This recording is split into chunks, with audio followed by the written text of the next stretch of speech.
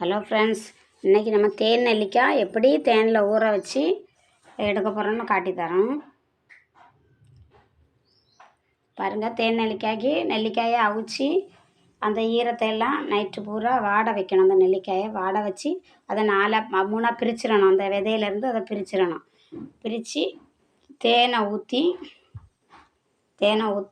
ஆனால் ஈரப்பதமே இருக்கக்கூடாது. ஈரப்பதம் இல்லாமல் அந்த நெல்லிக்காயில் தேனை ஊற்றி ஒரு நைட்டுக்கு அதை ஊற வச்சிடணும். அந்த தேன்லேயே அந்த பசில்வர் பாத்திரத்தில் இருந்து ஊறணும்.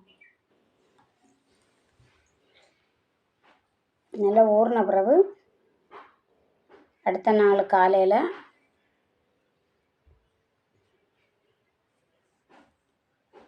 நல்லா ஊறட்டு.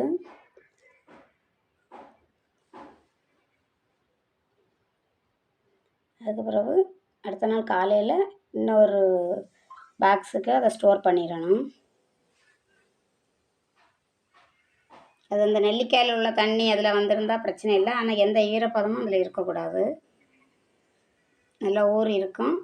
நம்ம நைட்டு சாப்பாட்டுக்கு மேலே ஒரு 2 பீஸ் நெல்லிக்காய் எடுத்து சாப்பிட்டுட்டு தூங்கினா ரொம்ப ஞாபக சக்தி கிடைக்கும்.